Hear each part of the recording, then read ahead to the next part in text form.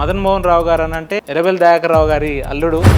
మామ ఒక పార్టీలో ఉంటాడు, అల్లుడు ఒక పార్టీలో ఉంటాడు. వీళ్ళు ఏం చెప్పదలుచుకోరు సమాజానికి? ఆయన బిడ్డ నేను పెళ్లి చేసుకున్నాను, దానివల్ల మామయ్య. నేను ఏ రోజు కూడా దయాకర్ రావు దగ్గర పోలే, దయాకర్ రావు సంకలు కూర్చోలేదు. సభ్యునిగా ప్రమాణం చేస్తున్నా అని చెప్తున్న ఆ సందర్భాల్లో మీకు ఎలా అనిపించింది? మదన్ మోహన్ ఎన్నో వేల కోట్లు ఉన్నప్పటికీ మీరు అనుకుంటే ఏ పనైనా నిమిషాల్లో చేయగలిగే స్టామినా ఉన్నప్పటికీ పర్టికులర్గా క్రియాశీలక రాజకీయాల్లోకి వస్తేనే అన్ని సమస్యలకు పరిష్కారం దొరుకుతుంది. ఎందుకు మీరు ఇంత బలంగా నమ్ముతారు? భారతదేశం ప్రజాస్వామ్యం చాలా గొప్పది. ప్రజల సమస్యలు ఏంది, వాళ్ళ గరీబ్తనం ఏంది అనేది కళ్ళతో చూసినాను. ఎందుకు ఇదంతా నాకు అవసరమని ఏ సందర్భాల్లో కూడా మీకు అనిపించలేదా సార్? మా ఎల్లారెడ్డి అనేది చాలా పేద, పోయిన ఎమ్మెల్యేలు ఎవ్వరు పనిచేయలే, ఒక్క ఇల్లు రాలే లాస్ట్ టైం. గత ప్రభుత్వంలో నిజంగా ఇంత కరువు కాటకాలు ఉన్నాయా? అండ్ దట్టు ఎల్లారెడ్డిలో కొత్తంగల్ గ్రామంలో చెర్లకెళ్ళి నీళ్ళు తెచ్చుకుంటున్నారు. ఇవాళ నేను ప్రజలకు నీళ్ళు అందించలేని స్థాయిలో ఆ ప్రభుత్వాలు పరిపాలన చేసినాయంటే ఇది కొంచెం నమ్మసక్యంగా లేదని. ఇప్పుడు ఎమ్మెల్యే అయినా, కలెక్టర్ అయినా, లేకపోతే కింద ఆర్డబ్ల్యూఎస్ ఇంజనీర్ అయినా, ఎవరైనా అనుకున్నారా సార్ శాసనసభ్యులుగా గెలుస్తున్న ఆ రకమైన పరిస్థితులు నా నియోజకవర్గం కనిపిస్తున్నాయని మీరు ముందే ఊహించిరా? నేను 100% ఊహించిన. ఎందుకంటే తెల్లారితే అమెరికాలో వెళ్ళిపోతాడు అని చెప్పి కూడా కొంతమంది మాట్లాడారు. ఈ రకమైన రూమర్స్ కూడా మీ మీదకి వచ్చినాయి కదా. పనికిరాని వాళ్ళు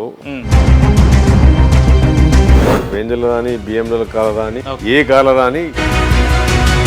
తర్వాత హైదరాబాద్లలో పెద్ద పెద్ద విల్లాలలో, బంగ్లాలలో ప్రజలకు దూరంగా ఉంటారు అని ఉంటుంది ఒకటి. 12 o'clock వచ్చినా మా ఎమ్మెల్యే గారు కలుస్తారు మమ్మల్ని అని చెప్తున్నారు. కరెక్ట్. మొన్న రాత్రి 12 గంటలకు కూడా వచ్చింది. ఓకే, నాకు పెద్ద షోక్ ఏం లేదు. ఎందుకంటే గన్మెన్లు పెట్టుకోవాలి, అవే పెట్టుకోవాలంటే నా పర్సనల్గా నేను 10 మందిని పెట్టుకునే కెపాసిటీ నాకు. 10 ఏళ్ళుగా అభివృద్ధికి కానీ నియోజకవర్గాన్ని 5 ఏళ్ల టర్మ్లో మీరు ఏ రకంగా చేసి చూపిస్తారని? మనిషికి రాబోయే రోజుల్లో జాబ్ మేళాల పేర్ల మీద ఉద్యోగాల అవకాశాలు, జాబ్ మేళాలు పెట్టిస్తాను. దానికంటే ఎక్కువ నేను ఆలోచించేందుకు ఉపేందరంటే 100 రూపాయల బాండ్ పేపర్ రాసి ₹1 కూడా అవినీతి చేయను. అండ్ మోర్ ఓవర్ నాకు వచ్చే జీతం కూడా నేను ₹1 తీసుకున్నా అన్నారు. అసలు జీతమే తీసుకోలేదు. ఆ డబ్బులు ఎవరికి? నాతో తిరిగిన వెంకటి గ్రామాధ్యక్షుడు చచ్చిపోయాడు. మనుష్యులందు నీ కథ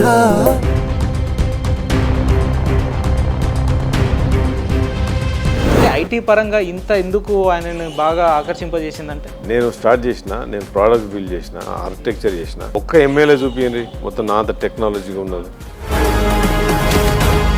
10 ఏళ్ళుగా అధికారం అనుభవించి ఆ అధికారం వెళ్ళిన 10 రోజులు కూడా కాకముందే ఇతర పార్టీలోకి వెళ్ళి బీజేపీలో వెళ్ళి కింద కత్రిమన్నా ఓకే తరిమి కొట్టూరు. ఇవి గ్రామాలకు వస్తే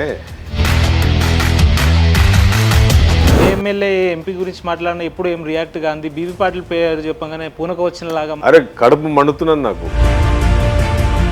రాజకీయ నాయకులలో ఎమ్మెల్యే అని అంటే తన వైఫల్యాలను ప్రశ్నించిన నాయకుల మీద దాడులు చేపిస్తారు, లేదంటే వ్యక్తిగతంగా కేసులు వేపిస్తారు. వ్యక్తిగతంగా ఇప్పుడు ప్రజలకు ఏం కావాలనుకొని మిమ్మల్ని ముందు పెట్టిన రోజుల సురేందర్ వాడు మోసం చేసిండు. అంతకుముందు ఎమ్మెల్యేస్ ఉండే, ఈ మదన్ మోహన్ ఏమైనా చేస్తాడు. 5 ఏళ్లలో మీరు ఏ రకమైన పనులు చేస్తాను, మీ ప్రజలకు మంచి హామీ ఇవ్వాలి అంటే? పదే చెప్తున్నాను, ఇళ్ళ గురించి నేను ఫోకస్ చేస్తాను. 2 రైతులకు ప్రొటెక్షన్గా వాళ్ళు పండించిన పంటను